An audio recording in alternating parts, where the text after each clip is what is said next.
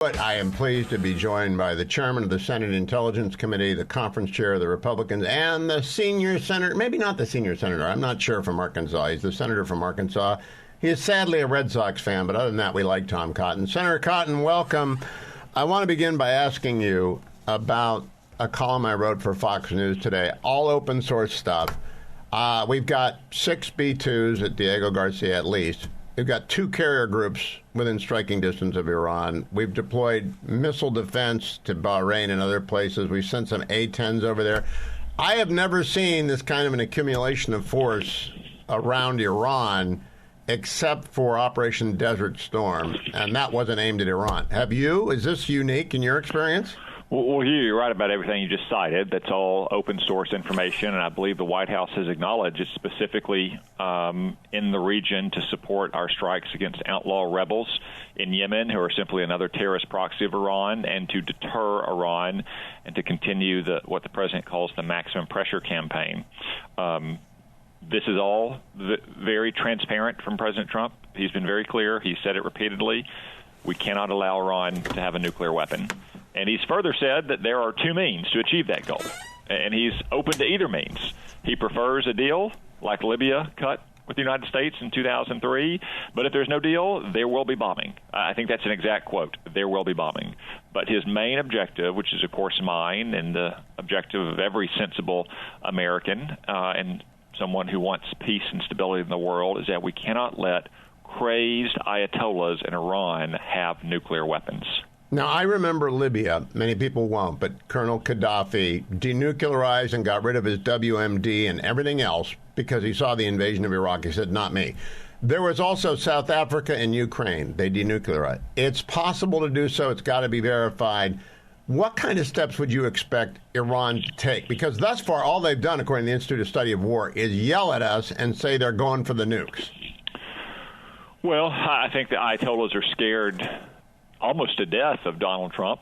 After all, they tried to assassinate him throughout the campaign last year because they feared him returning to office. They knew that they had played Barack Obama and Joe Biden like a fiddle. They figured they could do the same with Kamala Harris. But President Trump, as he did in 2020 when he killed Qasem Soleimani, their terrorist mastermind, would not be played as a dupe the way Democrats have been now for decades.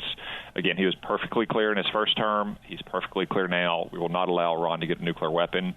The difference now is, unfortunately, is that they are much, much closer. Months, maybe just weeks away from having enough enriched uranium for at least a testable nuclear device, if not a workable one. And their missile program is far advanced since Donald Trump was in office the first time. Obviously, they have missiles that can range Israel or our Arab friends in the world, but Hugh, they're fewer than 5 years, maybe fewer than 3 years away from having missiles that can range the continental United States itself. So this is not just a problem for our friends in the Middle East. This is a direct threat to the United States. That's why the president and I take it so seriously. Now, Senator Cotton, I don't know if it's open source, but can you tell me how many sites are believed to be part of the critical infrastructure of the Iranian nuclear program? I know about a couple of them buried deep in a mountain. I assume we have the ordinance to take those out, but I don't know how many sites we're talking about here. Hugh, it might be open source, but if it is, I'll let you and your listeners find it out.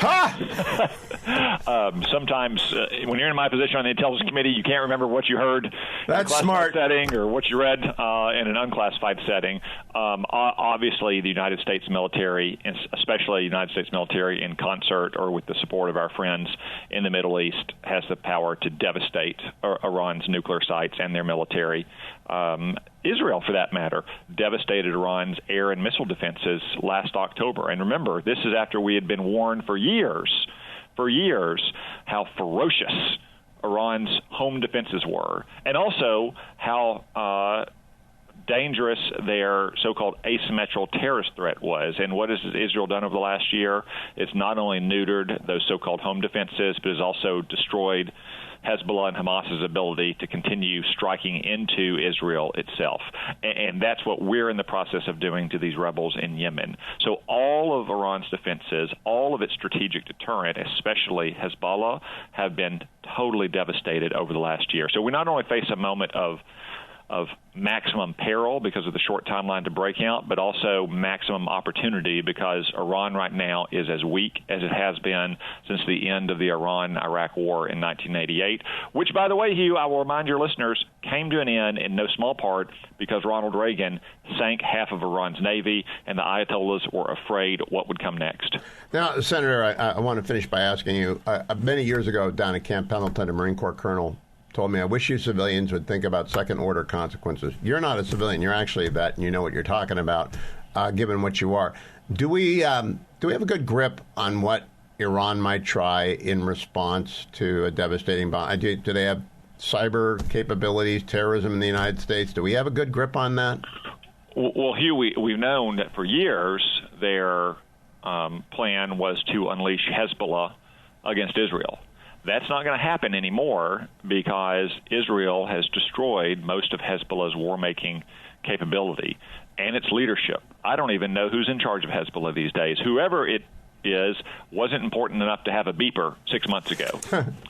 But also, of course, they have other terrorist threats, so you could expect to see attacks on American and Israeli interests around the world. You might see some strikes against American positions in the Middle East, but I would remind you in another trip down memory lane of a moment in December of 2020 when there were serious reports of an imminent attack by Iran's proxies on American soldiers in the region. And Donald Trump tweeted out some friendly health advice to the Ayatollahs.